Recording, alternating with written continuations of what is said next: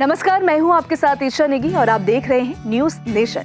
इस समय देश में प्रवर्तन निदेशालय की खासी चर्चा है। एजेंसी ने कुछ राजनेताओं के ठिकानों पर छापा मारा, जिसमें करोड़ों रुपए मिले हैं। आमतौर पर भारतीय समाज में बैंक का प्रचलन बाद में हुआ। अधिकांश लोग यानी कि ज्यादा से ज्यादा लोग लंबे समय से अपनी कमाई का कुछ हिस्सा घर पर कैश के साथ और कैश के रूप में रखते रहे हैं। लेकिन कम से कम अगर बात की जाए तो पिछले 3 दशक से घर पर नकदी या महंगे सोने चांदी के जेवरात नहीं रखते। पैसा और जेवरात अब बैंक में रखा जाता है। कुछ जरूरी काम भर का कैश भी लोग घर में रखते हैं। ईडी द्वारा मारे गए छापों में शिवसेना नेता संजय राउत के घर में 11 लाख और अर्पिता मुखर्जी के घर से करोड़ों रुपए मिले हैं। घर में कैश रखने का नियम है, तय सीमा से ज्यादा रखने पर कानूनी कार्रवाई हो सकती है। ऐसे में सवाल उठता है कि क्या एक व्यक्ति या एक परिवार कितना पैसा और सोना रख सकते हैं। देश का कोई भी आम व्यक्ति अपने घर में जितना चाहे पैसा रख सकता है, लेकिन इन पैसों का सोर्स पक्का पता होना जरूरी है। लेकिन छापे के दौरान घर या व्यावसायिक प्रतिष्ठान में मिले भारी नकदी को जांच एजेंसी जब्त कर लेती है। इसके बाद आपको ये सिद्ध करने का मौका दिया जाता है कि ये आपका और वैध तरीके से कमाया गया धन है। अगर जांच में आपके घर से जब्त पैसे का आप हिसाब नहीं दे पाते हैं तो आपको 137% तक जुर्माना भरना पड़ सकता है। इसके अलावा 26 मई 2022 से देश में लागू होने वाले central board of direct taxes यानी सीबीडीटी के नए नियम के मुताबिक 1 साल के अंदर कोई व्यक्ति कैश में 20 लाख रुपए से ज्यादा लेन देन भी नहीं कर सकता है। आपको बता दें कि भारतीय समाज में महिलाओं को सोना चांदी के आभूषण बहुत प्रिय हैं। हर महिला के कुछ सोने चांदी के कुछ जेवरात जरूर रहते हैं। भारतीय समाज में शादी ब्याह से लेकर हर तरह के पर्व त्योहार में सोना खरीदने की परंपरा है। ऐसे में सरकार ने कागज या प्रूफ नहीं होने पर भी तय मात्रा में घर में सोना रखने की छूट दी है।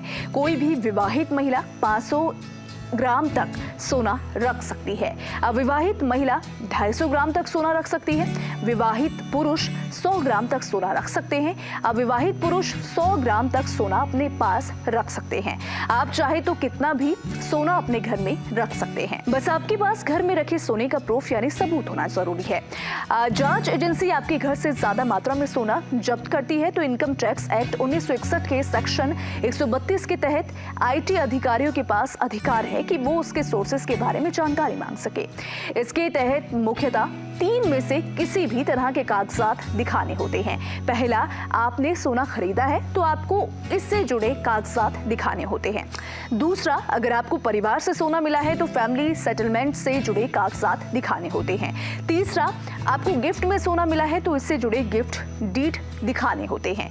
इस मामले में सुप्रीम कोर्ट के सीनियर वकील विराग गुप्ता का कहना है कि income tax department, custom department और ईडी तीनों जांच एजेंसियों को अवैध, बेनामी या फिर गैर कानूनी सोना संपत्ति या पैसे को अलग अलग कानून के तहत जब्त करने का अधिकार है।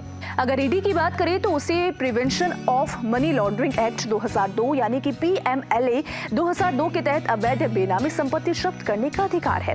कस्टम डिपार्टमेंट का मामला है तो कस्टम एक्ट के तहत तस्करी से अर्जित धन या संपत्ति जब्त करने का हक है।